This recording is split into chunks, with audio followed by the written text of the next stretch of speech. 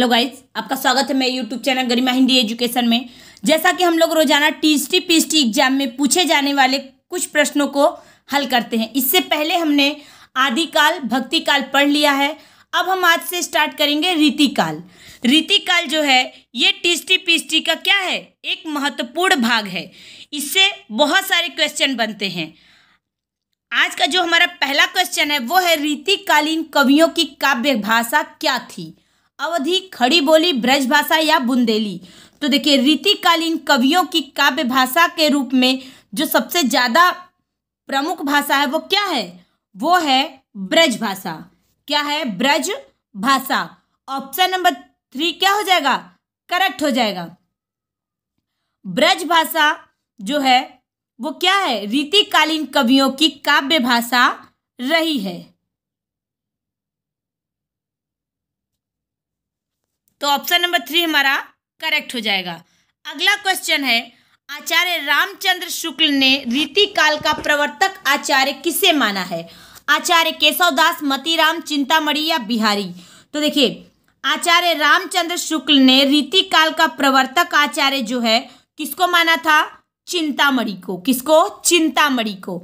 Option number 3 correct हो जाएगा। रामचंद्र शुक्ल के अनुसार चिंतामणि रीति काव्य परंपरा के प्रवर्तक हैं। चिंतामणि के उपरांत रीति काव्य परंपरा अविच्छिन्न रूप में या अविच्छिन्न रूप से चली। तो राइट आंसर क्या हुआ? Option number 3। अगला क्वेश्चन है, हिंदी साहित्य में रीतिकाल को श्रृंगार काल किसने कहा है? मिश्र बंधुओं ने, रामचंद्र शुक्ल, आचार्य विश्वनाथ प्रसाद मिश्र या डॉक्टर गुलाब राय? तो हिंदी साहित्य में रीतिकाल को श्रृंगार काल किसने कहा है? तो वो किसने कहा है? वो कहे हैं आचार्य विश्वनाथ प्रसाद मिश्र ने। किसने कहा है? आचार्य विश्वनाथ प्रसाद मिश्र ने। ऑप्शन नंबर 3 क्या हो जाएगा? करेक्ट हो जाएगा। हिंदी साहित्य में रीतिकाल को श्रृंगार काल किसने कहा है? आचार्य विश्वनाथ प्रसाद मिश्र ने कहा है।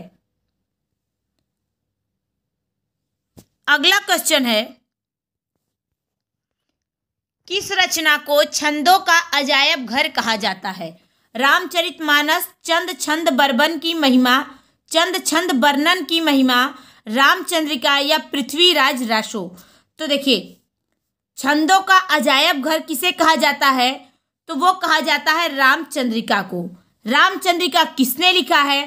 तो केशव दास। किसने? केशव दास ने रामचंद्रिका को लिखा है। और रामचंद्रिका को ही छंदों का अजायब घर भी कहा जाता है। केशवदास को हिंदी तथा संस्कृत का बहुत अच्छा ज्ञान था। ये संगीत, धर्मशास्त्र, ज्योतिष और राजनीति के भी क्या थे? ज्ञाता थे।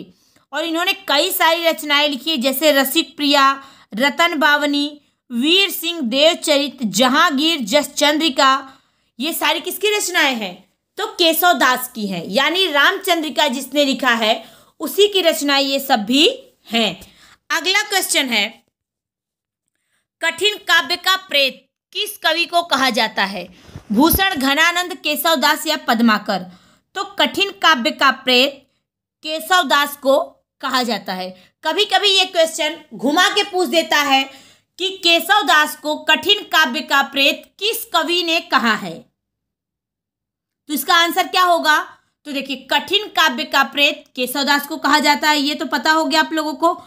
तो केशवदास को कठिन काव्य का प्रेत किसने कहा था? तो वो कहे थे आचार्य रामचंद्र शुक्ल। किसने कहा था? आचार्य रामचंद्र शुक्ल। ऑप्शन नंबर 3 क्या हो जाएगा? करेक्ट हो जाएगा। अगला क्वेश्चन है, आचार्य भिखारी दास कृत प्रमुख काव्य शास्त्री ग्रंथ कौन सा है?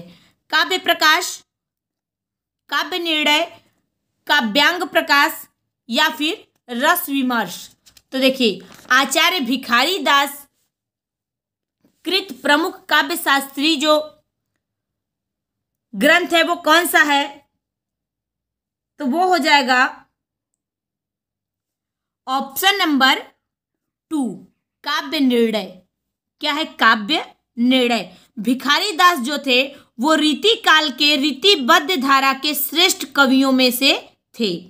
इनका जन्म जो हुआ था प्रतापगढ़ के निकट टेंगुआ गांव में हुआ था और इनकी मृत्यु हुई थी बिहार के आरा जो एक जगह पड़ता है बिहार में, उसी में एक गांव पड़ता है भभुआ, वहीं पे इनकी क्या हुई थी? मृत्यु हुई थी। और इन्होंने बहुत सारी रचनाएं लिखी हैं, जैसे छंदावड़ पिंगल, अमरकोश, शब्दनाम प्रकाश, विष्णु पुराण भाषा, शतरंज शतिका, ये सब किसके रचनाएं हैं? तो ये सभी भिखारी दास की रचनाएं हैं। और काव्य निर्णय जो रचना है ये काव्य शास्त्रीय ग्रंथ है। अगला क्वेश्चन है, रीतिकालीन कवि मतीराम द्वारा लिखित ललित ललाम है। हमें बताना है कि मतीराम ने जो ललित ललाम रचना लिखी है वो क्या है? पिंगल ग्रंथ है, रस निरूपण ग्रंथ है, अलंकार ग्रंथ है, या इनमें से कोई नहीं? तो देखिए, मतीराम ने एक रचना लिखी थी ललित ललाम, जो क्या है? अलंकार ग्रंथ है। क्या है? अलंकार ग्रंथ है। Option number 3 is right answer. Matiram जो थे इन्होंने जो ललित ललाम रचना या ग्रंथ लिखा था वो क्या था? अलंकार ग्रंथ है।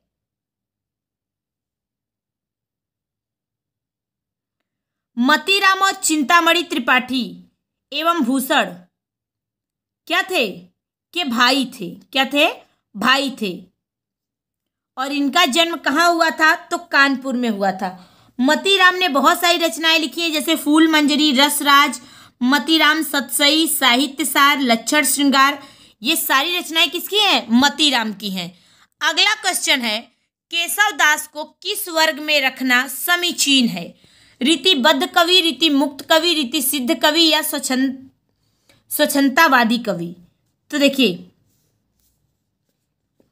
केशव दास को किस वर्ग में रखना समीचीन है? तो केशव दास को रखा जाता है रीतिबद्ध कवि में। रीति काल को 3 भागों में बांटा गया था, रीति सिद्ध, रीतिबद्ध, रीति मुक्त। केशव दास जो हैं वो रीतिबद्ध काव्यधारा के अंतर्गत आते हैं, या रीतिबद्ध धारा के कवि हैं। कौन? केशव दास। अगला क्वेश्चन है, भूषण को कवि भूषण की उपाधि किसने प्रदान की थी? हमें बताना है, भूषण को कवि भूषण की उपाधि किसने प्रदान की थी? शिवाजी, छत्रसाल, सोलंकी, राजा रुद्र, या इनमें से कोई नहीं? तो देखिए, भूषण को कवि भूषण की उपाधि दिए थे सोलंकी के राजा रुद्र। ऑप्शन नंबर 3 क्या हो जाएगा? करेक्ट हो जाएगा।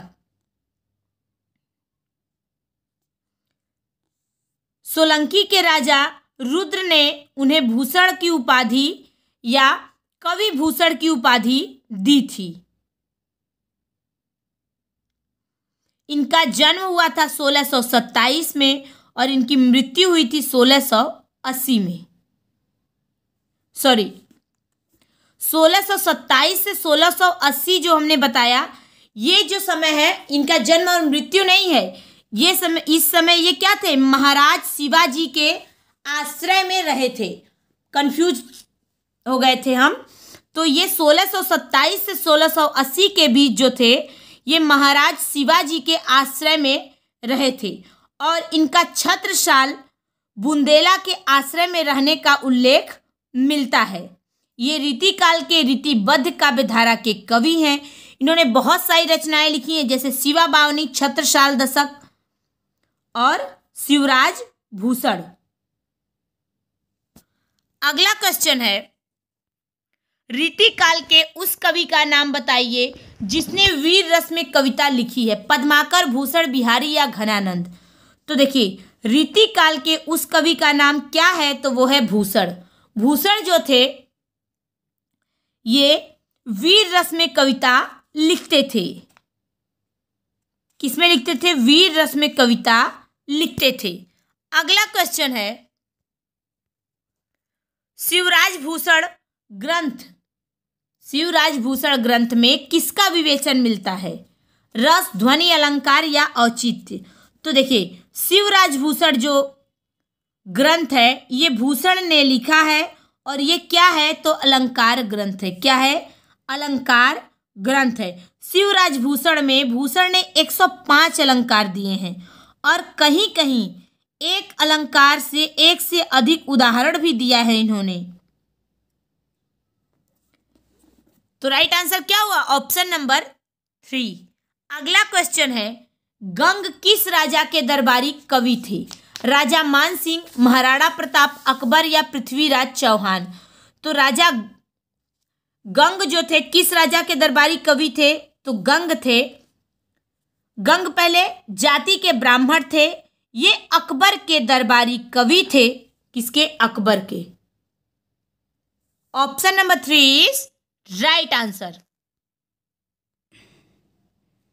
अगला क्वेश्चन है, निम्नलिखित में से गंगा लहरी किसकी रचना है? मतीराम, पद्माकर, ठाकुर या फिर बोधा? तो देखिए, गंगा लहरी किसकी रचना है? तो गंगा लहरी रचना है पद्माकर की। किसकी? पद्माकर की। पद्माकर द्वारा रचित 7 मौलिक ग्रंथ मिलते हैं। कौन कौन से? 7 मौलिक ग्रंथ मिलते हैं। पद्माकर ने 7 मौलिक ग्रंथ लिखा था। तो ऑप्शन नंबर 2 क्या हो जाएगा? करेक्ट हो जाएगा। गंगा लहरी किसकी रचना है? पद्माकर की। कौन कौन से 7 ग्रंथ थे? हिम्मत बहादुर विद्रावली, पद्माभरण, जगद्विनोद, प्रबोध पचासा, गंगा लहरी, प्रताप सिंह, विरुदावली, कली पचीसी। ये 7 जो थे ये पद्माकर द्वारा रचित 7 मौलिक ग्रंथ है। अगला क्वेश्चन है, पद्माकर द्वारा रचित अलंकार ग्रंथ कौन सा है? भाषाभूषण, रामचंद्राभरण, काव्यालंकार या पद्माभरण? तो देखिए, पद्माकर द्वारा रचित अलंकार ग्रंथ कौन सा है? तो वो है पद्माभरण। कौन सा? पद्माभरण। पद्माभरण और जगद्विनोद पद्माकर के रीति ग्रंथ हैं। इन रीति ग्रंथों में अलंकार और 9 रसों का विवेचन किया गया है। पद्माभरण 1810 में लिखा गया था और जगद्विनोद 1803 में लिखा गया था। अगला क्वेश्चन है, निम्नलिखित में से सुजान विनोद के रचनाकार कौन है? घनानंद, देव, पद्माकर या मतीराम? तो देखिए, सुजान विनोद किसकी रचना है? तो सुजान विनोद जो रचना है ये है देव की। किसकी? देव की। देव का जन्म जो 1673 में इटावा जिले में हुआ था और इनकी मृत्यु 1767 ईस्वी में हुई थी। देव ने बहुत सारी रचनाएं लिखी थी, जैसे आत्मदर्शन 25, जगदर्शन 25, रसानंद लहरी, प्रेम दीपिका, नखशिख, प्रेम दर्शन, तत्व, वृक्ष विलास, पावस विलास, ब्रह्म दर्शन 25। ये सब किसकी रचनाएं हैं? तो देव की हैं। उसी में एक रचना आती है सुजान विनोद। सुजान विनोद भी जो रचना है ये रचना देव की है। अगला क्वेश्चन है, निम्नलिखित में से कौन सी रचना देव की नहीं है? भाव विलास, अष्टयाम, अलंकार गंगा या सुजान विनोद? तो देखिए, भाव विलास जो रचना है ये रचना देव ने 16 वर्ष की आयु में की थी। तो ये क्या हो गया? ये रचना भी देव की है। सुजान विनोद अभी हमने बताया कि देव की रचना है। तो देखिए, इसमें से इन दोनों रचनाओं में से कौन सा नहीं है? तो वो है अलंकार गंगा। अलंकार गंगा जो रचना है ये देव की रचना नहीं है। तो ऑप्शन नंबर 3 क्या हो जाएगा? करेक्ट हो जाएगा। अलंकार गंगा जो रचना है ये देव ने नहीं लिखा है। भाव विलास, अष्टयाम और सुजान विनोद ये तीनों किसने लिखा है? देव ने लिखा है। अगला क्वेश्चन है, निम्नलिखित में से रीतिबद्ध कवि देव हैं? अलंकारवादी, रीतिवादी, वक्रोक्तिवादी या रसवादी? तो देखिए, रीतिबद्ध कवि देव जो है वो क्या है, तो वो है रसवादी। क्या है देव? रसवादी। रसवादी देव जो थे ये रसवादी विवेचना के एक शास्त्रीय विवेचक थे, जिसकी अभिव्यक्ति हिंदी के अनेक कवियों में पाई जाती है, जैसे देव, मतीराम ठाकुर आदि कवियों की रचनाएं इसी कड़ी में गिनी जाती हैं। तो राइट आंसर क्या हुआ? Option number 4। अगला क्वेश्चन है, निम्नलिखित में से मतीराम की भाषा कौन सी है? बोलचाल की ब्रजभाषा, साहित्यिक ब्रजभाषा, साहित्यिक अवधी या साहित्यिक राजस्थानी? तो देखिए मतीराम की जो भाषा है वो कौन सी है, तो मतीराम की भाषा है साहित्यिक ब्रजभाषा। क्या है? साहित्यिक Brajbhasha. Option number 2 is right answer. Brajbhasha में साहित्य की विशाल और समृद्ध परंपरा रही है। हिंदी अन्य बोलियों की तुलना में सबसे बढ़कर और सबसे अधिक साहित्य ब्रजभाषा में है। खड़ी बोली के साहित्यिक भाषा बनने से पूर्व ब्रजभाषा ही संपूर्ण हिंदी क्षेत्र के साहित्य भाषा रही है। इसीलिए मतीराम की भाषा साहित्यिक ब्रजभाषा थी। Option number 2 is right answer. अगला क्वेश्चन है, निम्नलिखित में से जाति विलास के रचयिता कौन है? भिखारी दास, देव, मतीराम या भूषण? तो जाति विलास किसकी रचना है? तो जाति विलास रचना है देव की। किसकी रचना है? देव की। जाति विलास किसकी रचना है? देव की। Option number 2 is right answer. अभी हमने बताया था कि देव का जन्म इटावा में 1673 में हुआ था और इनकी मृत्यु 1767 में हुई थी। और इन्होंने बहुत सारी रचनाएं लिखी थी, जैसे काव्य रसायन, भाव विलास, अष्टयाम, भवानी विलास, सुजान विनोद, प्रेम तरंग, राग रत्नाकर, कुशल विलास, देवचरित, प्रेमचंद्रिका, जाति विलास, रस विलास। ये सारी रचनाएं किसकी हैं? देव की हैं। तो राइट आंसर क्या हुआ? Option number 2। आज का हमारा लास्ट क्वेश्चन है, निम्नलिखित में से प्रबोध पचासा के रचयिता कौन है? रामानंद, कबीर, मतीराम या पद्माकर? तो मैं आप लोगों को इससे पहले भी डिटेल में बताई हूँ क्वेश्चन में, अगर आपने ध्यान दिया होगा तो आपको याद होगा, या फिर मैं आपको थोड़ा हिंट भी दे देती हूँ कि प्रबोध पचासा उन्हीं की रचना है जिन्होंने 7 मौलिक ग्रंथ लिखे थे। तो 7 मौलिक ग्रंथ किसने लिखा था? पद्माकर ने ही तो लिखा था। तो वही पद्माकर ने प्रबोध पचासा भी लिखा है। जबकि हमने डिटेल में बताते समय बताया था कि हिम्मत बहादुर, विद्रावली, पद्माभरण, जगत विनोद, प्रबोध पचासा, गंगा लहरी, प्रताप सिंह विरुदावली और कली पचीसी, ये 7 जो मूल ग्रंथ हैं या मौलिक ग्रंथ हैं, ये पद्माकर ने लिखा है। तो राइट आंसर क्या हुआ? Option number 4। ये रहा हमारा आज का क्वेश्चन। मुझे उम्मीद है सभी लोगों को समझ में आया होगा। सभी लोग ध्यान से देखें। Thank you so much.